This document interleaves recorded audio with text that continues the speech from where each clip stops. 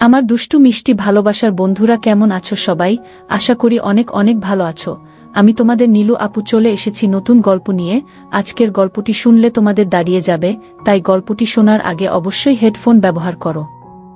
তখন আমার 21 বছর বয়স। দিল্লিতে পড়ি। বাবা মারা যাওয়ার পর মা চলে এসেছিল আমার সঙ্গে থাকার জন্য।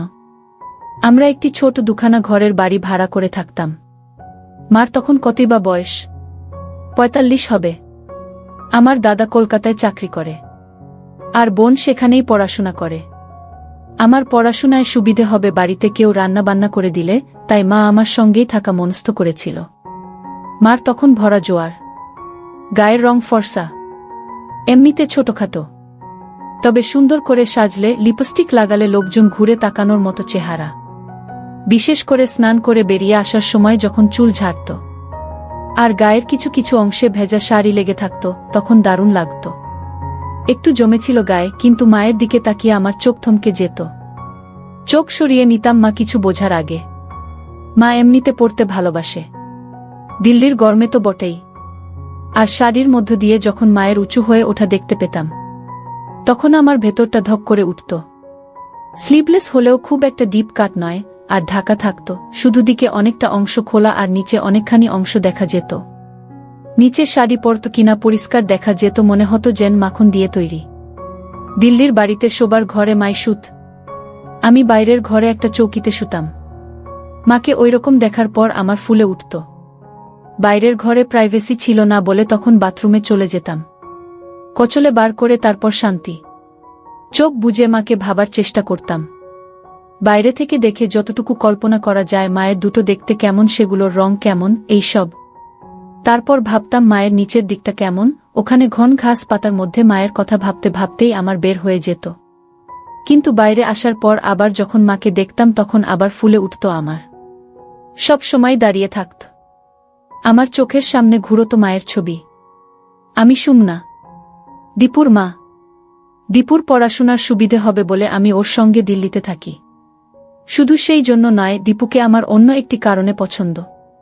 সে ওর দাদার মতো মোটা থলথলে নয়, বেশ ফিট চেহারা, ব্যায়াম করে, এক্সারসাইজ করে, কোকটা লোম।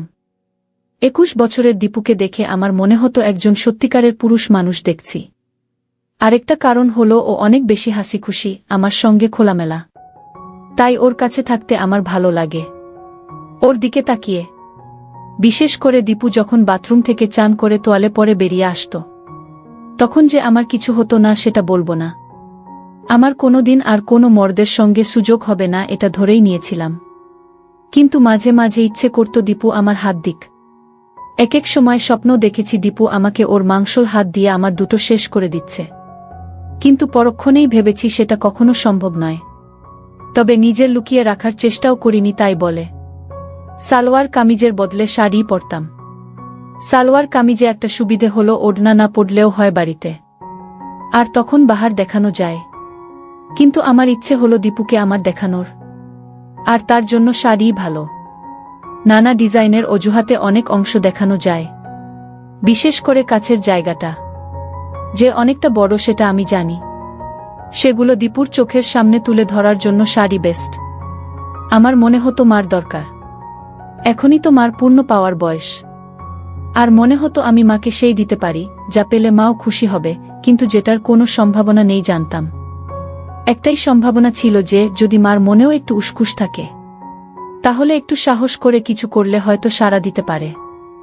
এই কথা ভাবার পর আমার দিনরাতের ধ্যানগান হয়ে পড়ল কিভাবে মাকে তোলা যায়। কি টোপ গিলতে পারে মা?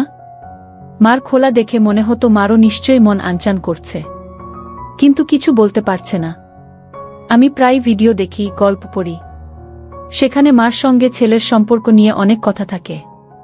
ছবি ভিডিও তো আছেই, কিন্তু কি করে ওই অবস্থায় পৌঁছাবো সেটার কুল কিনারা পাচ্ছিলাম না। একবার মনে হলো রাত্রিরে মা শোবার ঘর থেকে রান্নাঘরে যায় জল আনতে বা পরের দিনের রান্নার জিনিস গোছাতে। আমি ভাবলাম ওই সময়ে যদি আমি বাইরের ঘরে শুয়ে হয়ে শুরু করি তাহলে কি হবে, কিন্তু অনেকবার ভেবে ওটা বাতিল করলাম। মা যদি উল্টো রেগে যায়? আমি যে স্বপ্নে বিভোর হয়ে থাকতাম সেটা হলো মা আমার সামনে নিজেকে ধরছে আর চাইছে আমি মার সঙ্গে। কল্পনা করতাম মা আমার সামনে একদিন রাতে এসে দাঁড়াবে, বিয়ের সাজের বুয়ের মতো। তার একটা একটা করে আমাকে দেখতে দেবে। মার দুটো, সেগুলো দুহাত ধরে তুলে ধরবে, যেন মা নিজেকে প্রেজেন্ট করছে, সবাই যেমন করে ক্লায়েন্টের সামনে। কিন্তু আমাদের সম্পর্ক ঠিক বাবু আর ওদের মতো হবে না, হবে প্রেমের, ভালোবাসার। মার মুখে চোখে লজ্জা থাকবে, প্রেম নিবেদনার গরম ভয় শরম সবকিছু মেশানো থাকবে। আর তারপর মা দেখাবে, টেনে ধরে দেখিয়ে দেবে। আমার স্বপ্নে আমি তখন উঠে মার হাত ধরে আমার উপর রাখব। এই সব ভাবি আর দীর্ঘশ্বাস ফেলি। প্রশ্নটা হলো কিভাবে মাকে দেখাব? কোন অজুহাতে? একবার দেখলেই আন্দাজ করতে পারব মার মনে কোনো সুপ্ত ইচ্ছে আছে কিনা। একবার ভাবলাম, আমি যদি কোনো ভাবে মাকে ভিডিও দেখাতে পারি, ছবি বা ভিডিও, তাহলে হয়তো ওইদিকে মন যাবে ভাববে। কিন্তু সেটারই বা সুযোগ কোথায়? তখন ভাবলাম আরেকটু সাধারণ ব্যাপার থেকে শুরু করা যাক।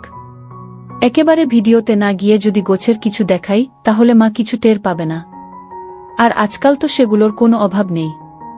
প্রথমে একটু দাম দিয়ে হলেও ফ্যাশন ম্যাগাজিন রাখতে শুরু করলাম, যাতে কম মহিলার ছবি দেখে মায়ের মনে সুপ্ত বাসনা জেগে ওঠে। বিভিন্ন ডিজাইনের পাতাগুলো যে মা দেখছে সেটা লক্ষ্য করেছিলাম। একদিন সেরকম একটি ছবির দিকে তাকিয়ে থাকার সময় আমি বললাম, এই রকম একটা বানিয়ে নাও না তুমি। কথাটা শুনে অবাক হয়ে তাকিয়েছিল মা। এই প্রথম আমার মুখে কথা শুনে। আমি বললাম, তোমাকে ভালো দেখাবে। ছবিটা কাছে টেনে নিয়ে দেখলাম ছবি, কিন্তু অংশটা বেশ কিছু কাটা, আর দিকটাও লোকাট। আমি বললাম, তোমার পড়তে ইচ্ছে করছে। দীপু ওই ম্যাগাজিনগুলো আনতে শুরু করায় আমি খুব খুশি হয়েছিলাম। হয়তো দীপুও আমার দেখতে চায়, কাছে আসতে চায়, একটা অজুহাত খুঁজছে এমন মনে হয়েছিল। আমি দীপুর সামনে বসেই পাতাগুলো ওল্টাতাম যাতে ওর নজরে পড়ে। এই ছবিটা আমি অনেকক্ষণ ধরে দেখছিলাম, তাই সে কাছে এসে বলেছিল, এরকম পড়তে চাই কি না। দীপুর কথা শুনে মনে হয়েছিল দীপুকে আমার দিকে টানার চেষ্টা করব, ওকে তুলব। মা ছেলের মধ্যে সম্পর্কের সংস্কারটা একটা দূরত্ব আনবে ঠিকই, কিন্তু যদি ঠিক ঠিক কাজ করে যাই, তাহলে হয়তো সে আমাকে মা নয়, একজন মহিলা হিসেবে ভাবতে পারে। মহিলাও না, আমি সেই মুহূর্তে চাইছিলাম দীপু আমাকে একজন নষ্ট মেয়ে ভাবুক, যাতে তার মনে কথা জড়ো হয়। এই সব ভেবে আমার শক্ত হয়ে যেত, আর ভাবতাম কখন সেখানে দীপুর আঙুলের পাব। মা আমতা আমতা করে বলল, জাহি কি বলছিস, লোকে কি বলবে? আমি বললাম, কেন, লোকে বলার কি আছে? তোমার কি এমন বয়স? আর তোমার তোমার দেখো এই এরকম ভালো লাগবে। কথাটা শুনে মা লজ্জা পেল, মুখ লাল হয়ে গিয়েছিল এক মুহূর্তের জন্য, ধ্যাত বলে ছেড়ে দিয়েছিল। কিন্তু আমি ছাড়িনি। আমি বললাম, তোমাকে বানিয়ে দেব, ওটা হবে আমার গিফট। তারপর বললাম, চলো ওরকম একটা শাড়ি কিনে আনি। মা বলল, ও বাবা, আমি ট্রান্সপারেন্ট শাড়ি পরে বেরোতে পারব না। আমি বললাম, ঠিক আছে, বাইরে পড়তে হবে না, কিন্তু তুমি একেবারে সাজবে না, সেটা হয় না। তুমি একটু সাজুগুজু করলে তোমার মন ভালো থাকবে। এতে লাভ হয়েছিল। একদিন মা কাজ করতে করতে হঠাৎ বলল, আচ্ছা দীপু, আমি খুব মোটা হয়ে গেছি না? মা উপর থেকে সরিয়ে আমাকে দেখানোর চেষ্টা করছিল, গলা একটু আড়ষ্টতা। বুঝলাম মা অনেক ভেবে এই প্রশ্নটা করেছে, হয়তো আমাকে তার দেখাতে চায় এই কথা বলে। কারণ তখন নিচে উদ্ধত দেখা যাচ্ছিল, একটা পরিষ্কার দেখা যাচ্ছিল। আমি বললাম, না।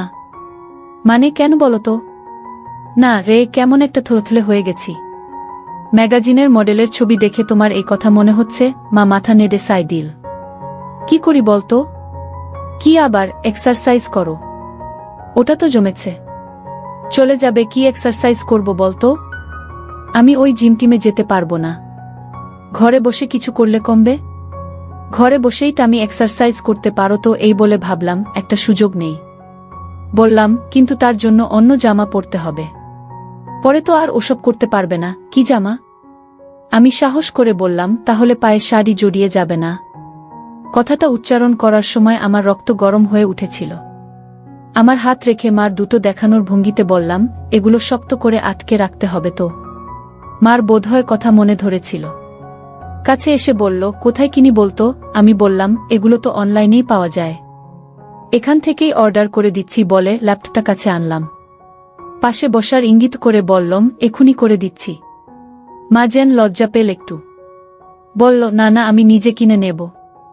কিন্তু কোনো দোকানে পাবো রে? দূর, কোথায় খুঁজতে যাবে? সব দোকানে পাবেও না। এখনই হয়ে যাবে, এসো। শুনে মা কাছে এসে বসল। আমি অনলাইন স্টোরসের সাইট খুলে সার্চ করলাম। পরা মডেলদের ছবি ফুটে উঠল, নানান ভঙ্গিতে পোজ করা। যেন খুব সাধারণ কথা বলছি সেই ভঙ্গিতে বললাম। মা একটু থতমত খেয়ে গেল এই ডিরেক্ট প্রশ্নে। তারপর আমার দিকে না তাকিয়ে বলল। আমি সুযোগ বুঝে একবার মার দিকে তাকিয়ে নিলাম। কোনো দরকার ছিল না, তবু মাকে বোঝাবার জন্য যে আমি মার দেখতে চাই। মা টের পেয়ে গুছিয়ে বসল, কিন্তু ঠিক পরের মুহূর্তেই মা হাত তুলে চুলে দিতে লাগল। আর আমি মার সব পরিষ্কার দেখতে পেলাম। তখন আমার রক্ত গরম হয়ে গিয়েছিল। মা যে ওই ভঙ্গি করছে সেটা স্পষ্ট বুঝতে পেরেছিলাম। মনে মনে ভাবলাম, দাদাও দেখাচ্ছি তোমায়। এই প্রথম মাকে প্রেমিকার রূপে ভাবলাম, তোমার ব্যবস্থা করছি আমি। আমি এবার আর চোখ সরিয়ে নিলাম না। যতক্ষণ পারি নির্লজ্জের মতো মার দেখলাম। একবার মার সঙ্গে দৃষ্টি বিনিময় হল। দেখলাম মা তখনও চুল ঠিক করার ভান করে মেলে ধরেছে আমার সামনে। আমি ইচ্ছে করেই ছেনালিপনা করেছিলাম। আমি চেয়েছিলাম দীপু আমার দুটি ভালো করে দেখুক, আর জানুক যে আমি সেটা উপভোগ করছি। আমি চাই দীপু বুঝে নিক যে আমার দিকে তার চাহনি আমার ভালো লাগে। দীপু যখন আমার দিকে হা করে তাকিয়েছিল, আমি আর চোখে দীপুর দিকে তাকিয়েছিলাম। দেখেছিলাম সেখানে একটা বলিষ্ঠ রয়েছে। সেটা দেখতে পেয়ে আমি আমার হাত আরও কিছুক্ষণ উপরে রেখেছিলাম। আমি তাকিয়ে আছি দেখে মা হেসে জিজ্ঞেস করল, কি বিশ্বাস হচ্ছে না? অত দেখতে হবে না। আমার মুখে কথা সরছিল না। বললাম, তোমার যা। উফ, একই কথা বলে যাচ্ছে শুধু। কোথায় আমার আরেকটু ভালো হবে সেটা না, একটু চাইছি এক্সারসাইজ করার কথা। আর ছেলে শুধু ভালো বলেই যাচ্ছে। ওরকম কথায় ভালো না বেশে সত্যি সত্যি একটু সাজেশন দে তো দেখি। তারপর বলল, আচ্ছা শুনেছি নাকি নাচ প্র্যাকটিস করলে কমে? সবাই বলে বেলি ড্যান্সিংয়ের কথা, কমে যায় নাকি? আর নাচটাও শেখা হলো? কি বলিস তুই? আমি জানতাম দীপু লুকিয়ে লুকিয়ে ড্যান্সিংয়ের ভিডিও ক্লিপ দেখে, তাই এই কথা তুলেছিলাম। ড্যান্সিং শিখলে আমার দুটো লাভ ভালো হবে। আর দীপুকে দুলুনির নাচ দেখিয়ে আমার দিকে আকৃষ্ট করব। কোনো মেয়ে যদি নিয়ে কম কাপড় পরে ড্যান্সিং করে দেখায়, তাহলে যে কোনো পুরুষ ঘায়েল হতে বাধ্য। এর মতো নাচ পৃথিবীতে নেই। আর এতে কম পড়ার হাজার অবকাশ আছে, অজুহাত আছে। এমনকি আমি তো কল্পনাও করেছি এক সময় ড্যান্সিংয়ের নাচ দেখাতে দেখাতে দীপুর সামনে একটা একটা করে করে দেখাবো, একেবারে হয়ে নাচব। তখন কি আর আমাকে ছাড়া ওর আর কোনো গতান্তর থাকবে? আমি তো মনে মনে কস্টিউমগুলোও ভেবে রেখেছি। পায়ের দিকটা স্লিট করা থাকবে যাতে দেখা যায়, আর দিকটা যত হয় তত ভালো। আমার কত দিনের ইচ্ছে একের পর এক দীপুর সামনে নিজেকে দিই। কেমন মনে হয় এটা হলেই আমি ধন্য হব। আমার তখন শুধু একটা ধ্যানগান, কিভাবে দীপুর সামনে হব। আর দীপু আমাকে ইচ্ছে মতো ওর শক্তসমর্থ কাছে আত্মসমর্পণ করাটাই আমার হয়ে দাঁড়িয়েছিল তখন। কিন্তু তার আগে ওকে একটু তাতিয়ে তুলতে চাই, যাতে আমি যখন ওর সামনে নিজেকে ধরব সে যেন ঠিক মতো রেসপন্ড করে। এ দেখি মেঘ না চাইতে জল। আমি কোথায় মাকে ড্যান্সারের রূপে ভেবে মারি, আর এদিকে মা নিজেই প্রস্তাব দিচ্ছে ড্যান্সিং করবে। না, মার তাড়না এবার টের পাচ্ছি। কিন্তু আমিও এত সহজে কাবু হব না। ব্যাপারটাকে আরও এগিয়ে নিয়ে যাওয়া যায় কি না দেখা যাক, আমি ভাবলাম। বললাম, বাহ, এটা তো খুব ভালো আইডিয়া। আমিও শুনেছি, কিন্তু কোথায় শিখবে? এই কাছেই একজন শেখায়। আমি কথা বলেছি, আমার একটা কিছু শেখা হবে, এক্সারসাইজও হবে। কিন্তু করব না কি? সেটাই প্রশ্ন। এত ভাবছ কেন? আরে, তোর দাদা বোন তো শুনেই রেগে যাবে মা ড্যান্সিং করছে। আর চারপাশের লোকজন আছে না, একটু ওই নাচ কি না। শোনো, তুমি তো আর কোথাও পারফরম্যান্স দিতে যাচ্ছ না, কাউকেই জানানোর দরকার নেই। সেটাও ঠিক, শুধু ক্লাসের লোকজন দেখবে আর কেউ না। আমিও না। মা তখন এগিয়ে এসে আমার বলল, ও আমার সুইট বেবি, অফকোর্স তুই চাইলে দেখাব। আমি ততক্ষণে ল্যাপটপ খুলে ইন্টারনেটে কিছু ড্যান্সিংয়ের ছবি সার্চ করলাম। মা কাছে এসে বলল, এই দেখ, কোনো নেই। মা দেখাচ্ছিল আর আমি দেখছিলাম। মার দিকে তাকিয়ে বললাম, তোমাকে কিন্তু হেভি লাগবে। আমার? মা চোখ টিপে বলল, আমি অপ্রস্তুত হয়ে কিছু বলতে যাচ্ছিলাম, মা মুখ টিপে হেসে বলল, আমি জানি তুই কি ভাবছিস। আমি বললাম, আচ্ছা তোমাকে একটা জিনিস বলবো, মা রাগ করবে না তো? মা অবাক হয়ে বলল, না কি? রাগ করবে না বলো? আরে বাবা, করব না। বলতো দেখি। তুমি এখন থেকে প্লিজ ইউজ করো না। তোমার হাতের নিচে। উফ, বললেই হলো। কেন? মায়ের মুখে কথাটা শুনে আমার আরও শক্ত হয়ে উঠেছিল। বললাম, তুমি শেভ করবে না। আমি হেয়ার রিমুভার এনে দেব। দেখো, ড্যান্সিং করবে, আর ওরকম খড়খড়ে না। এবার মা মুখ টিপে হাসল। বলল, একজনের দেখছি আমার নিয়ে রিসার্চ করা হয়ে গেছে। এত নজর ছেলের? কোনো ফাঁকে দেখিস রে এত? আমি বললাম, আবার কিসের? মা তখন আলতো করে কপট রাগ দেখিয়ে গালে চড় মারল। আমি তোর মা না? মার দিকে কুনজর দিতে হয়? কোথায় কুনজর দিলাম? আমি মজা করার চেষ্টা করলাম, শুধু নজর দিয়েছি, ব্যাস। তারপর বললাম, রাগ করলে? আমি জানতাম মা ইচ্ছে করেই করছে, তবু ভান করলাম কিছু জানি না। না রে বাবা, আমাকে দেখে দেখার লোক বলতে তো একমাত্র তুই আছিস, কিন্তু আমি ওসব ইউজ করব না যদি না তুই কিনে দিস। আমি এখনই নিয়ে আসব বললাম। আমি চাই না তুমি কখনো, তোমার ওখানের স্কিন খারাপ হয়ে যাবে, শক্ত খড়খড়ে হয়ে যাবে। তারপর গলা আরও নরম করে বললাম, প্লিজ দেখো, তোমার নিজেরই পড়তেও ভালো লাগবে। সন্ধেবেলা জিজ্ঞেস করেছিল, মা আলতো করে জানালো, হ্যাঁ। আমি ভঙ্গিতে বললাম, আর কখনো ওসব ইউজ করবে না। তোমার নিজের ভালো লাগছে না? তারপর বললাম, একটু জ্বালা করছে, তাই না? মা যখন বলল, হ্যাঁ করছে, তখন মার কাছে গিয়ে হাতে একটু হাত দিয়ে বললাম, ওই একটু করবে, ব্যাস। আমার তখন খুব ইচ্ছে করছিল তুলে দীপুর সামনে দাঁড়াই, ও দেখুক, কাছে আসুক, কিন্তু লজ্জা পেয়ে পারিনি, কারণ জানতাম আরও সুযোগ আসবে। এও জানতাম যে দীপু এখন আমাকে শিকার করার ধান্দায় আছে, আর আমি শিকারীর কাছে এত সহজে ধরা দেব না ঠিক করেছিলাম। যত উঠতে পারি তত শিকারের খেলা জমবে। আমি চাইছিলাম ওর আরেকটু কষ্ট পাক, যাতে আমাকে ছাড়া আর কিছু ভাবতে না পারে। এরপর একদিন মা ড্রেসিং টেবিলের সামনে বসে চুল আঁচড়াচ্ছিল। আমি পেছন থেকে মার কাঁধে হাত রেখে বললাম, চলো তোমার চুলের স্টাইল বদলাই, একটু অন্যরকম করে কাটিয়ে এসো, আর একটু ডাইও করিয়ে নাও, কয়েকটা জায়গা শুধু, ভালো লাগবে।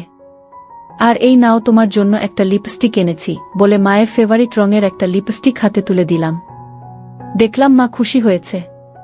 সেদিনই গিয়ে চুল কাটিয়ে স্ট্রেট করিয়েছে। ঘরে ঢুকতেই আমি বললাম, দেখেছ কি সুন্দর লাগছে, বলেছিলাম না? শুনে মা লজ্জা পেল, বলল, সত্যি? আমি কাছে গিয়ে বললাম, আমি এমনি এমনি বলছি নাকি? কতজন তোমার দিকে তাকিয়েছিল রাস্তায় বলো তো? মা আমার কথা শুনে আরও লজ্জা পেয়ে ভেতরে চলে গিয়েছিল। কয়েক মাস পরের কথা। মা রেগুলার ড্যান্সিং ক্লাসে যায়। একদিন বলল, আমি একটা হিন্দি গানের সঙ্গে নাচ শিখেছি, ঠিক ড্যান্সিং না, তবে ওই রকম দেখাবো। অফকোর্স, আমি তো এক পায়ে খাড়া। বললাম, কস্টিউম কোথায় পেলে? না রে, ওগুলো পরে কিনব, খুব দাম। এই নাচটা করব। দাঁড়া, হিল জুতো পরে আসি। মা, তুমি হিল জুতো পরছো আজকাল? বাহ! মা নেচে দেখাল। ভঙ্গিগুলো এত যে মাকে চিনতেই পারছিলাম না।